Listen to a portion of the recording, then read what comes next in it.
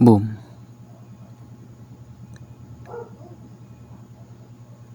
Boom.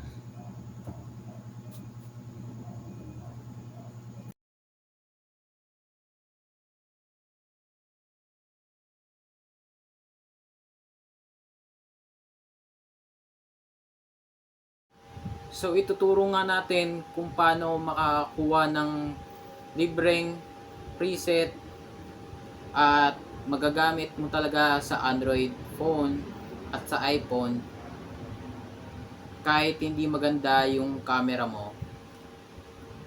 Pwede ka ron mag-edit. So ang ituturo nga natin ay sa Lightroom nga tayo mag-edit. At ipapakita ko rin kung ano yung pagkakaiba ng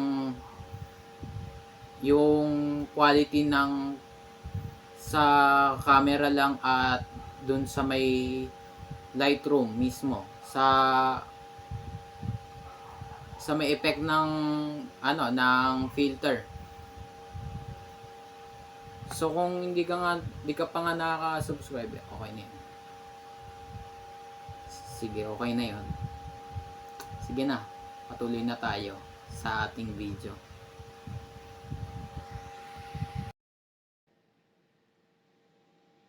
Hello guys, nandito na nga tayo sa mobile phone ko.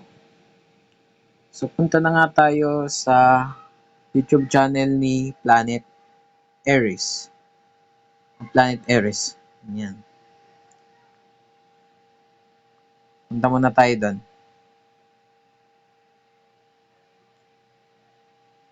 Ito yung pinaka YouTube channel niya at nandito nga yung mga magagandang mga upload niya.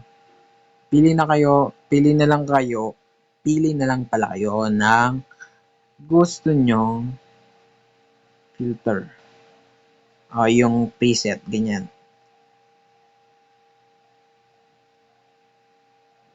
That shit. Ay, baka makapiright tayo. So, nandito na nga tayo sa kanyang description.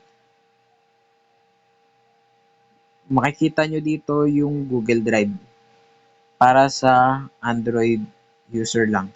Tapos yung sa Dropbox niya is sa pang iPhone lang siya. So, nandito na nga rin pala yung tutorial kung paano nila i-import yung preset sa Android and iOS.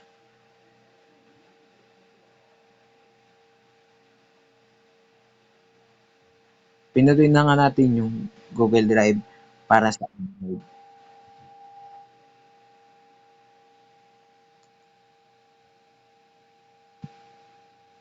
So, ito na nga siya. Tapos, pinutin lang natin yung download. Madadirect na kayo doon. Tapos, pinutin nyo lang tong dot. Ito, tapos, i-download nyo lang. Ganyan lang siya kadali. Tapos, pag na-download na siya, punta na kayo dito sa Lightroom. Ito na nga, meron pa nga akong dito. Wanted. Ito na yung bago pala kayo punta muna pala kayo dito sa add feature. Tapos hanapin nyo lang yung RAW. Tanggalin muna natin yung PNG. Ito ngayon dindownload natin yung copy run preset. Na-duplicate na siya dahil naka-import na nga siya. So you can see, ito na nga siya. Kapag nakita nyo na yan, pinutin nyo lang yung tatlong dot dito sa taas. More option. Mapunta nyo nga rito, pinutin natin yung create preset. Yan. So you can see, maglagay lang tayo dito ng title na gusto natin. O gayahin natin yung coffee run. Ilagay na lang natin Among Us. Kunyari lang naman eh. Pero, kung gusto nyo ganyan, prefer nyo, pwede naman ganyan. Ayan. Tapos, import na kayo ng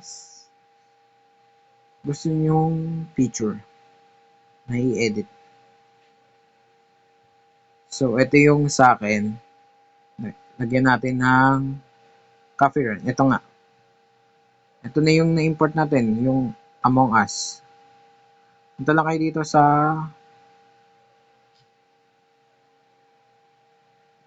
SD card dan muna natin. Tapos, pinutin nga natin yung preset.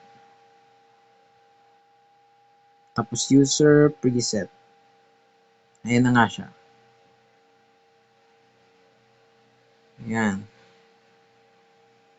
Kinagandahan nga na ito, preset na to, hindi ka na mag-a-adjust ng kulay para sa ganun na perfect yung gusto mong kulay para sa picture mo. At mapapalinaw mo nga siya ng kahit hindi mamahalin yung cellphone mo, ganyan. Parang photography, ganyan. So, wag mo ang kakalimutan na mag-subscribe, hit the bell icon para updated ka nga sa bago nating upload. See you on the next video. Peace out. Bye.